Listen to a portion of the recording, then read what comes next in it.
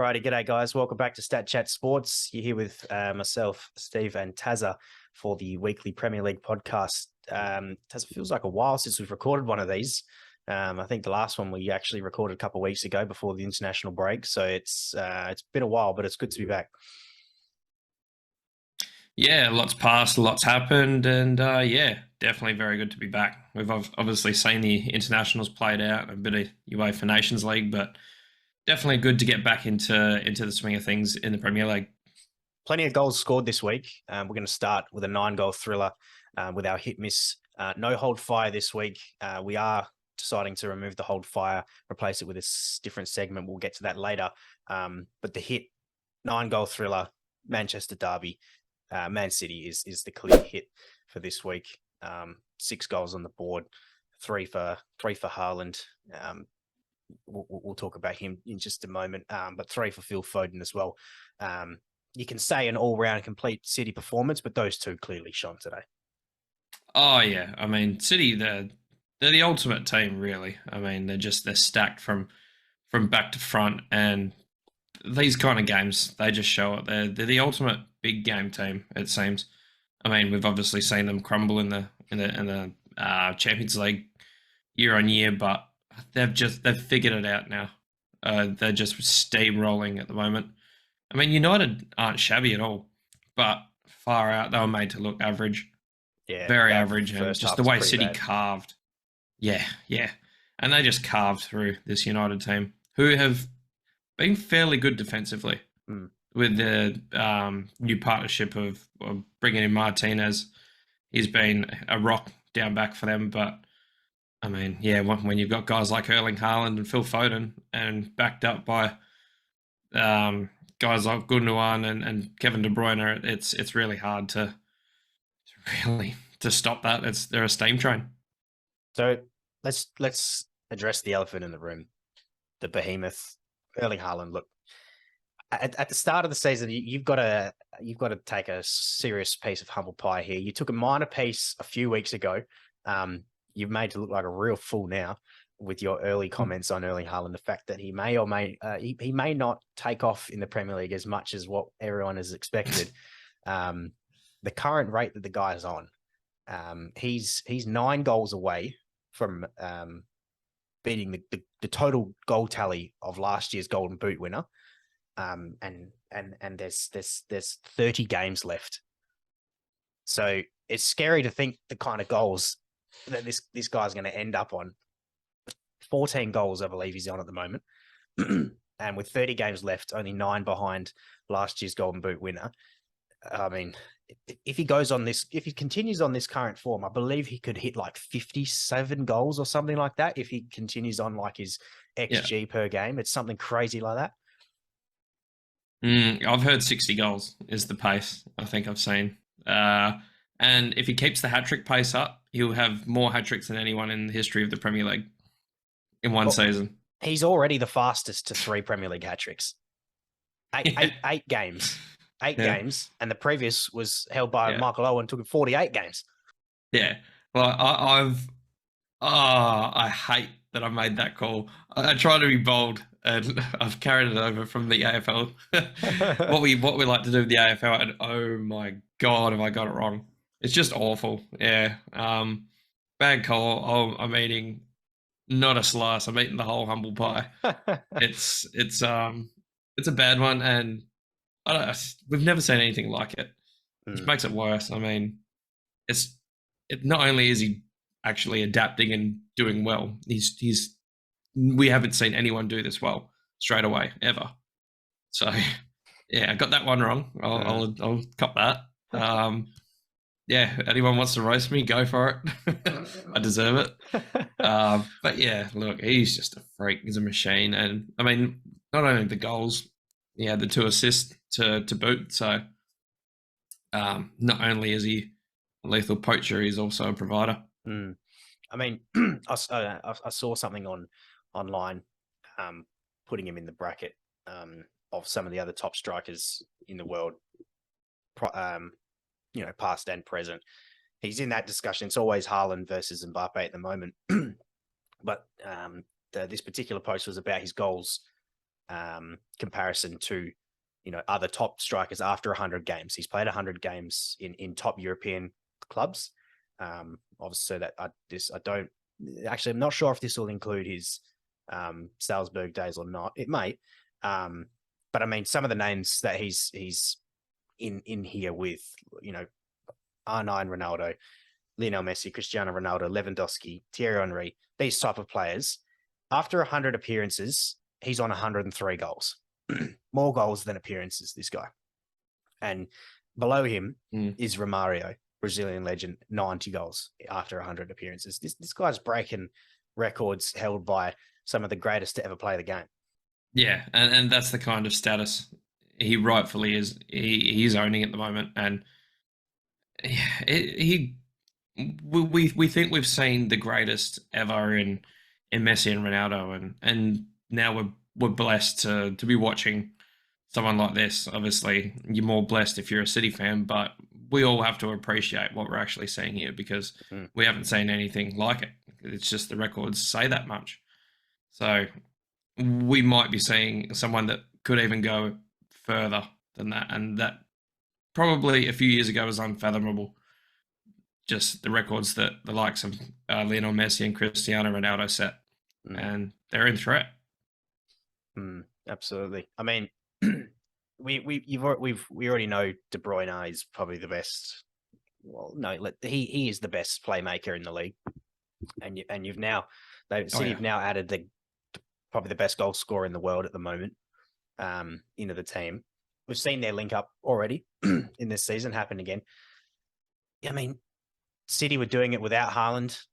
With him now in the team, it's almost a no-brainer. Is there anyone that can stop him at this current point in time? At the moment, it's looking like it could be already just a two-horse race between City and Arsenal. But do Arsenal have any chance of stopping this absolute unit of a team? I don't think they have the depth. No, they don't have the depth that City do anyway. I mean, their team looks a lot better. Looks insanely better than it has before, but they just don't have the depth that City do. I mean, I had a look at their team sheet for the United game, and I just thought, what? Like, really? We were claiming that guys like Ruben Diaz and Aymeric Laporta were guys like they nailed on starters, and then in the Manchester derby, they're sat on the bench. That's the depth. Yeah. I mean, Diaz was the player of the year going back not too long ago. So it's just insane. It's just akin to Liverpool benching a prime Virgil and just being like, oh, yeah, nah, cool. Coast to a 6-3 win against one of your top 4 rivals. We haven't seen depth like this in a long time. So things happen. I mean, we can draw conclusions now. Injuries happen. Anything can happen between now and May when everything's decided. But it's hard to see how they don't win everything. Such is the depth. I mean, City's B team will stomp all over just about most teams getting around in the world. Yeah, I agree. I mean, what was lacking for them obviously was the Champions League, and Haaland being one of the greatest goal scorers in the Champions League already. It's almost rectified that issue. What we're seeing now is a warm up before the big dance for City, which is obviously the Champions League. That's the one trophy they want. That's what they haven't got. That's what Pep has failed to achieve at City. So that's what they're going for this year. And I'm not saying they're not putting in any effort in the Premier League, obviously, but at this point in time, it almost looks like they can stick it in second gear, cruise the Premier League, and probably still win it, and then go after the Champions League. Yeah, I mean, not taking anything away from Arsenal, but I don't see them sustaining the form that they have. I'm not sure that they're built for it yet. Not to say that they can't be in the future, but I just don't think they're built for it yet. So, yeah, and obviously seeing Liverpool drop off the ball, everyone else is spluttering. Tottenham have been decent. They're probably the next team up, but still, I mean, not in the League of City. So, yeah, they will probably canter to the league, and at that point, it's chuck it back to third, and let's go full throttle in the Champions League, because that's the one that eludes them. Yep. Well, we'll watch this space between City and Arsenal. That's the title race that has seemingly started already. So, but City definitely deserves hit for this week. All right, Tazza, let's move on to the miss this week. I don't think we can deny it any longer. Albeit a 3-3 draw, Liverpool was shit house this week, mate.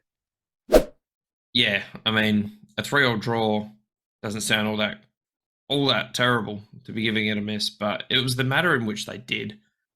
And they did fall to that result. I mean, it was just inside 20 minutes. Pretty sure it was. I think it was Trossard had the first 2 in, I think within 17 minutes. It was just awful. They're just all over the place in defence, Liverpool. I mean, we've tried to make excuses and think everything will come good. But when does it? When do you stop giving excuses? And I think it's now. It's something's got to give. And boy, does that back four need some change. I mean, we've got one shining light in the team, and probably 2 shining lights in the team at the moment, but they're all up front. Nothing down back. Nothing at all. No one holding it together. Virgil's a shell. Trent's a shell of himself. Robbo's out, I'm pretty sure. Yeah, so, I mean, Robbo's been in and out with injury, so it's terrible. Yeah, I mean, it's hard for us to talk about because we're Liverpool fans, and nobody likes to see their club in this position. But credit to Brighton, they deserved probably 3 points out of it the way they played. To get a point is deserved. Yeah. So we're not undervaluing their performance here. But Liverpool poor. As simple as that. I mean, to go 2-0 down inside 20 minutes, and comical defending, really, to be completely honest, like. They've gone behind at home as well in front of Anfield crowd who hasn't seen a Premier League game in about 3 weeks because of the 2 that was postponed. I would have expected a lot more, much more out of the team. But what we saw was nothing short of just, well, it was shit. It was simple as that. I mean, you touched on it, that there's very few players in the side at the moment that can actually hold their head up high at the end of a game. Luis Diaz has been fantastic. I don't know where we'd be currently without him. And we'd probably be, some of these draws would probably be losses if it wasn't for Alisson in the net. Look, he's probably not been at his best either. It might be a little bit harsh in the eyes of some people, but I feel like he probably could have got a bit more of a solid hand to at least 2 of the Brighton goals and maybe kept them out. But even still, he made plenty of other saves in the game to even just keep Liverpool at a draw. But yeah, Trent, man, I mean, Klopp came out midweek and sort of defended him because Trent's been criticised pretty much his whole career, but more so recently in terms of his defending. And Klopp came out and sort of backed him, and sort of Trent went out that game and proved all the haters right, really. He needs to work on that defense. In my eyes, me personally, I'd be moving him. I'd be moving him out of the position altogether. He almost looks disinterested in defending anymore. And Klopp's excuse for this the whole time has been, if it's not broke, don't fix it. It's broken. At the moment, it's broken. He's not defending. He can't defend. Liverpool's defense is leaking goals. Their midfield, our midfield at the moment, is lacking some serious creativity in my eyes. With Thiago constantly in and out injured, Fabinho's been a shadow of his former self. The shape is just gone in that midfield. Hence why Liverpool are currently getting caught on counterattacks so easily. I'd be putting him into the midfield. Give him a go. Put him in the midfield. Give it a go. What's the worst that can happen?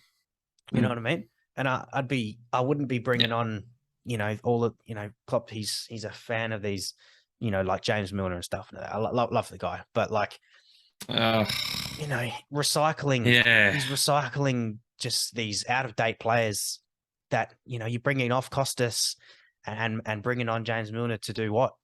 What are you what are you doing? Are you trying to solidify? Are you trying to create? You're not going to. I don't think you're getting either from James Milner at present. So I'm not saying Klopp out. I'm not at all. I'm not saying, I'm not undoing anything that he's done for the club in the past 5-6 years that he's been at the club. He's completely turned it around. And I don't want him to go. I just want him to stop being so naive, I suppose, currently, and stubborn. And try something else. Clearly, what they're doing right now is just it's not working. Try three at the back. Try three at the back. Try move Trent somewhere else. Do something. He's got to experiment, and and it's not just Klopp, but it's FSG as well in terms of like investment in the squad. It's just not been there for the last few years, and we're starting to see the repercussions of that because players are just dead. They're running out of legs. And I said it before, Luis Diaz looks the best player on the pitch because he's been at the club for nearly 8 months now. He's the freshest player in the team as it comes. Everybody else just seems just dead, really. Yeah, I seen a quote from Pep Guardiola.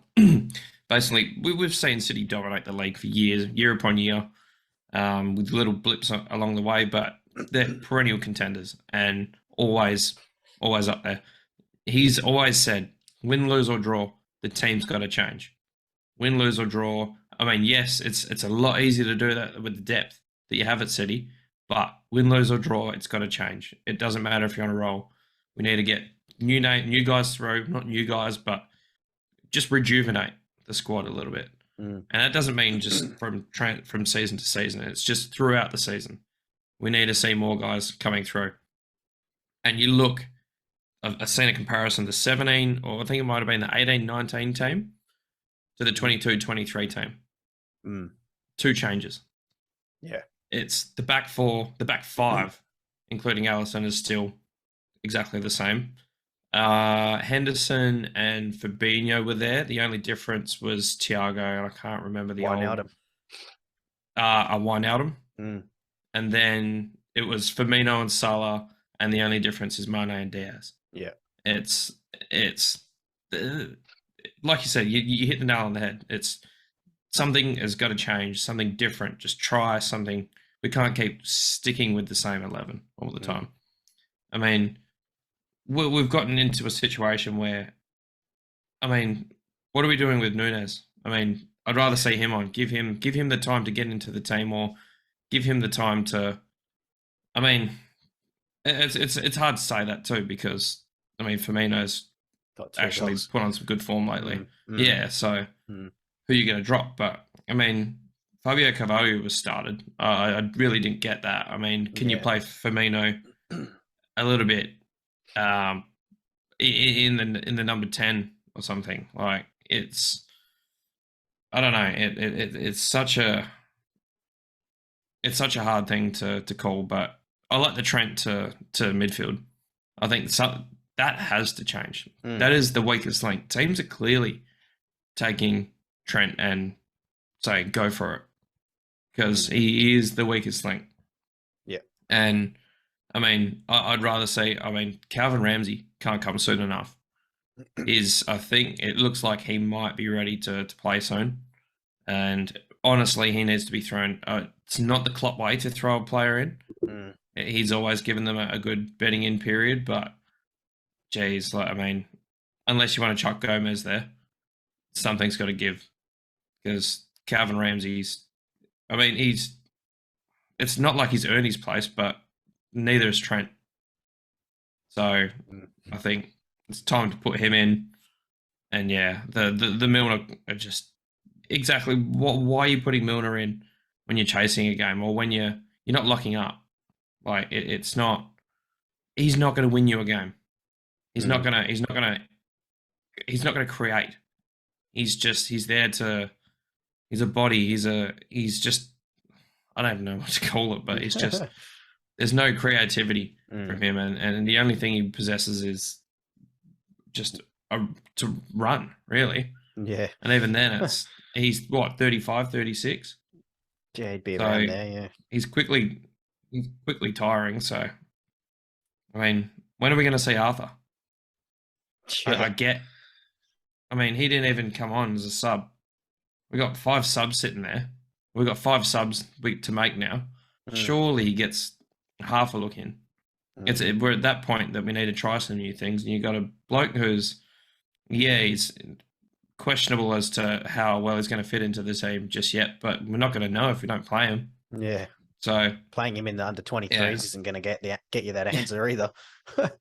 Exactly. I mean, you can play in the under 23s all you want, and you're not going to read anything out of that. I mean, if he's so what if he's not dominating under 23 games? That tells you nothing.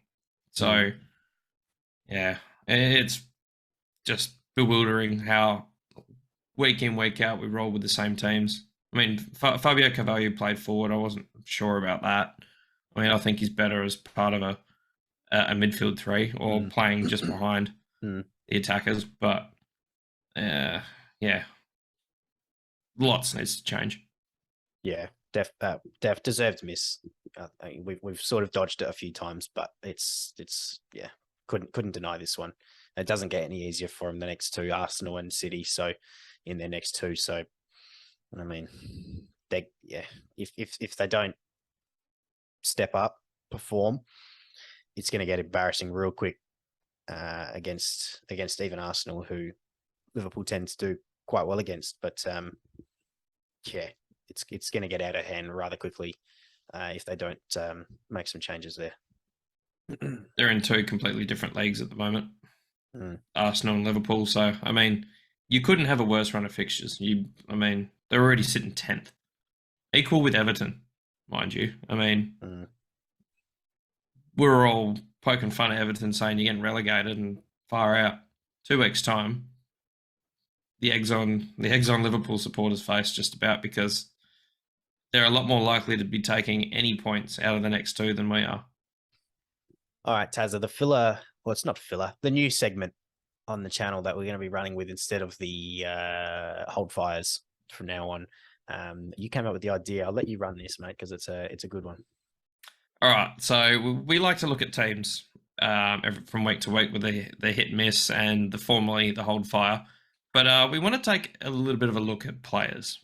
Now, zero in on a player who has had a really good week, the star of the week, we'll call it, and then we'll take a look at a player who may not have had a good week, a player who's disappointed, who's just had a real mare of a week, and they'll be crowned our dunce of the week. It's we like to see some of the highs and some of the lows in terms of personal performances. So look, we'll kick it off this week. Look, we've got to go to City. There's two players we could pick. Two hat-trick scorers. Haaland does it week in, week out. I mean, he's a star. Yes, we know that. But I think we're going to look at Phil Foden this week. It's I think he was almost somewhat maligned in his start to the season. And people had kind of looked at him and thought he's really just petered out a little bit. It's just plateaued. But I think this shows that he is still England's golden child, really. He is, along with Jude Bellingham, he is the future of the England national team. And the hat-trick really backed that up. Yeah, it's a great call, Phil Foden. Yeah, he's a generational talent for England and for City, a homegrown boy from City as well. So they've got that on their hands. But yeah, I mean, I agree. I think at the start of the season, yeah, he was a little bit sort of slow to a point. But I mean, he's thriving just as much as anyone with the inclusion of Haaland in the team now.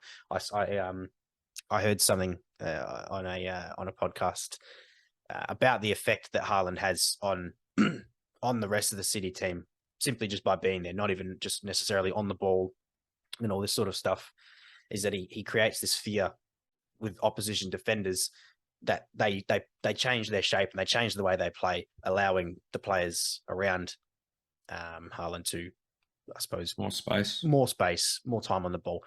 And I think Foden is a prime example of that. He can operate off of both flanks. He can operate sort of behind the striker. I think he mostly operates off the left at the moment. But I mean, he's worked it off. He's worked it perfectly. He's worked hard for the goals, and He absolutely deserved the hat trick. I think that might be his first hat trick for as a senior player. I can imagine. I can't think of many other hat tricks he would have scored, but he just knows how to find the back of the net. He's got the positioning. He's got the talent to put the goals away. Like that first one it's not an easy finish by any means. Like that's coming in at some pace. He's almost past the front post, and he's got to wrap his foot around it. So,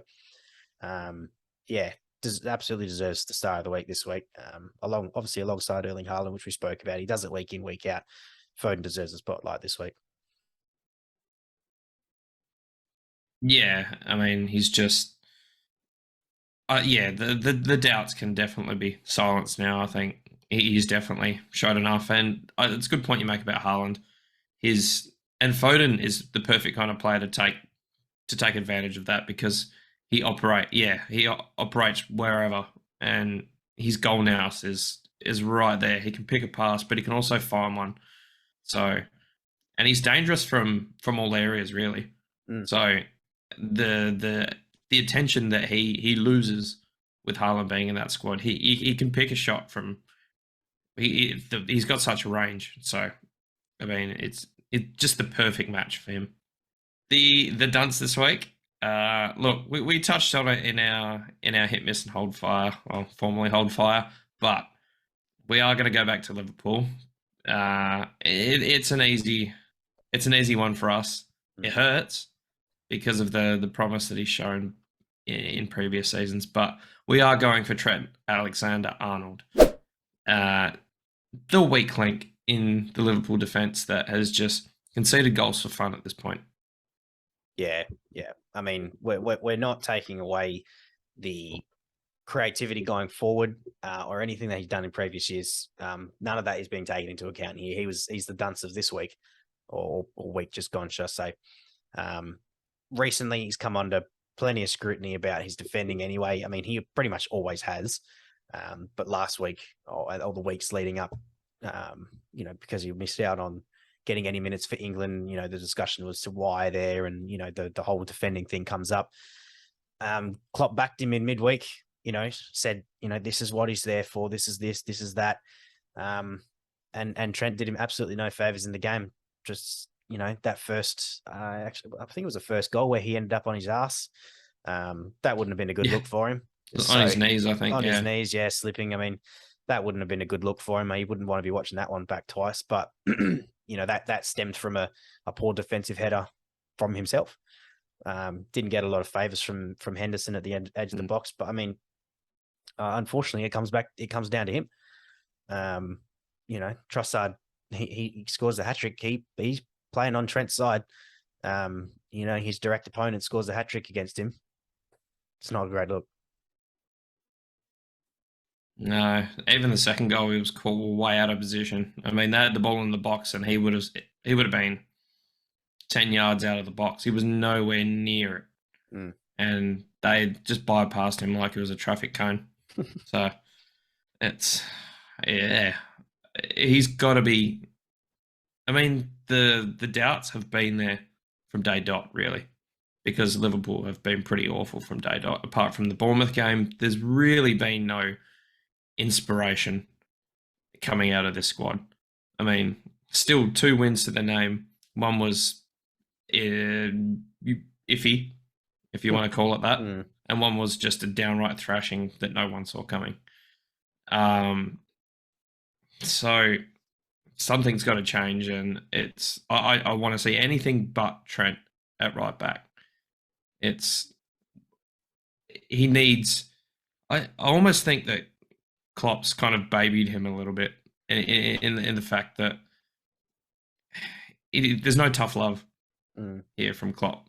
I mean, you can wrap your arms around all you want, but at some point you've got to put your foot down and be like, all right, what the hell's going on? And you can say, oh, we're going to back him in. We're going to back him in. Rip him out.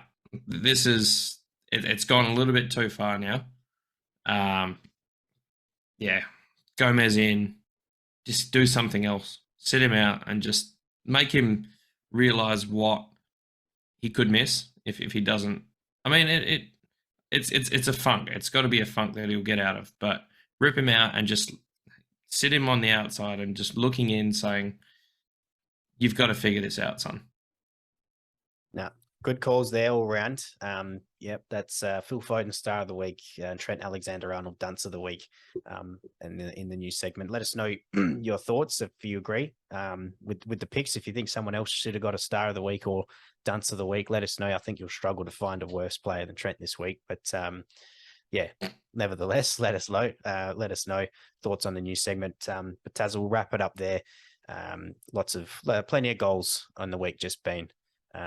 And Haaland had City scoring just about half of them themselves. So a good week all around for Premier League action. Good to be back. We'll look forward for next week's games in the next video. So until then, thanks for watching. We'll catch you next time.